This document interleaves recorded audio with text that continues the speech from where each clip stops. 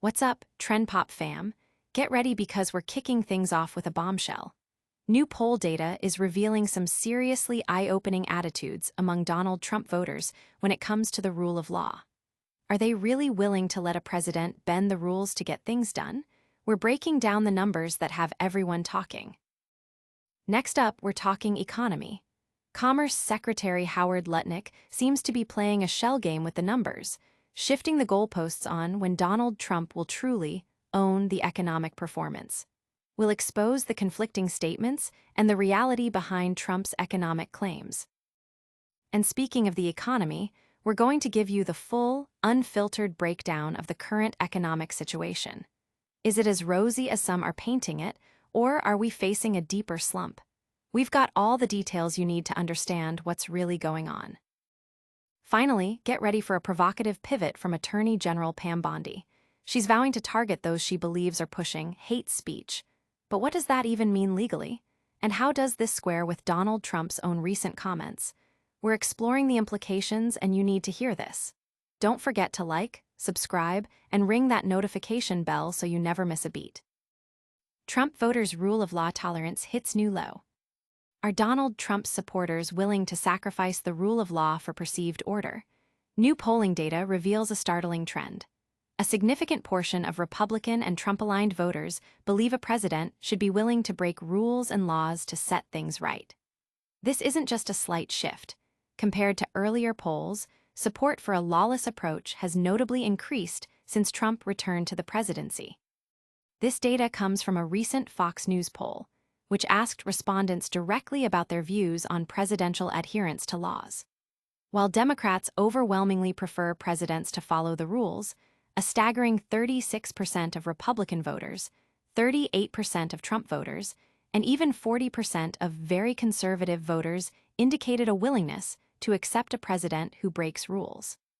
This sentiment is echoed in other surveys, including a Monmouth University poll where a majority of Republicans stated that Trump suspending laws and constitutional provisions wouldn't bother them at all, or would only bother them a little. Further amplifying these concerns, an Associated Press poll found 57% of Republicans believing it would be good if Trump could act without congressional or judicial interference. And an Ipsos/Reuters poll showed 52% of Republicans agreeing that a strong president should have minimal interference from courts and Congress. A Marist poll also found a 56% majority of Republicans agreeing that the U.S. needs a leader willing to break rules to fix problems. The implications are profound, suggesting a growing segment of the electorate may be comfortable with authoritarian tendencies.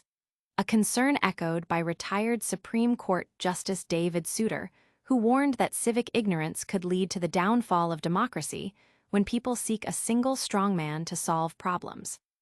Is this the new normal for the Republican Party? Next, we'll uncover how the Trump administration is trying to spin a lagging economy. Economy goalposts moved, Lutnick shifting claims. Is the Trump administration trying to rewrite economic history before our eyes? Despite recent discouraging economic indicators, Commerce Secretary Howard Lutnick has offered a new timeline for when Donald Trump will own the economy's performance, pushing it back to the end of 2025. This latest statement comes after a series of negative economic news, including rising inflation, increased unemployment claims, and sluggish job growth. Lutnick's assertion that the economy that Donald Trump owns starts at the end of this year is a significant shift from previous administration claims. Axios pushed back, highlighting the contradiction with Lutnick's own earlier statements, such as declaring the Trump-era economy had officially arrived on July 30th and boasting about a strong economy under Trump just a month later. This apparent moving the goalposts tactic suggests an attempt to distance the administration from current economic woes by delaying accountability. The public appears unconvinced, with a recent Fox News poll showing a 52% majority believing Trump has worsened the economy. Trump's own claims of having the best economy we've ever had are starkly contrasted by these numbers, raising questions about the administration's strategy to persuade the public. Can they really spin this narrative successfully?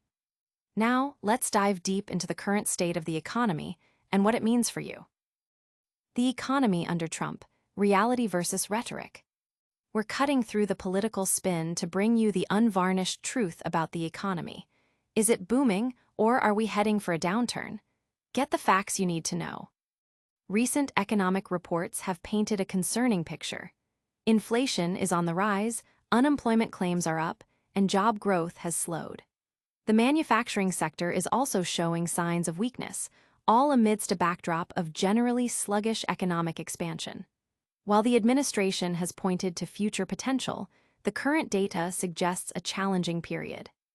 Commerce Secretary Howard Lutnick's recent statements about when Donald Trump will own the economy, pushing the timeline back to late 2025, highlight the administration's struggle to align current performance with positive narratives. This comes after earlier, more optimistic declarations that the Trump-era economy had officially arrived. The disconnect between official pronouncements and tangible economic results is growing, leaving many Americans questioning the true state of their finances and the nation's economic health. Public opinion, as reflected in polls like the recent Fox News survey, where a majority believe Trump has made the economy worse, indicates a significant level of public skepticism. The administration faces an uphill battle to convince voters of its economic stewardship when the numbers tell a different story. Is this economic uncertainty the new normal? And coming up, a surprising stance on hate speech from a top official could change everything. AG Bondi's hate speech crusade, legal or ludicrous? Attorney General Pam Bondi has declared war on hate speech, vowing to target and go after those who use it.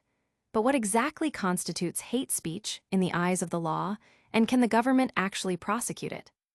Bondi's strong statements, made on a conservative podcast, suggest a willingness to use federal law enforcement powers against speech she deems hateful. However, as legal experts point out, there is no hate speech exception to the First Amendment in the United States. This fundamental legal reality raises serious questions about Bondi's understanding of the law and her proposed actions. The situation becomes even more complex when considering the apparent contradiction with other figures in the Republican Party, including Vice President J.D. Vance and Secretary of State Marco Rubio, who have pushed back against Europe's hate speech laws, and even Charlie Kirk himself, who has stated that hate speech does not exist legally in America.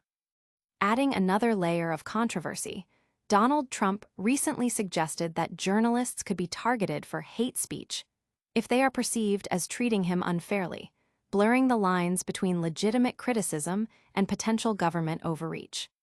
Bondi's provocative stance has ignited debate about free speech, political targeting, and the very definition of hate speech in America, leaving many wondering about the future of First Amendment protections. Where do we go from here with free speech? Stick around for our lightning round recap of all today's top stories. And that's a wrap on today's Trend Pop. We've uncovered shocking poll results on Trump voters' views on the rule of law, exposed Howard Lutnick's shifting economic timelines, dissected the real state of the economy, and questioned Attorney General Pam Bondi's controversial stance on hate speech. Did you find this update valuable? Smash that like button, subscribe to Trend Pop for all your essential news updates, and ring that notification bell so you never miss a moment. And tell us your thoughts in the comments below. Follow us on all social platforms for more exclusive content.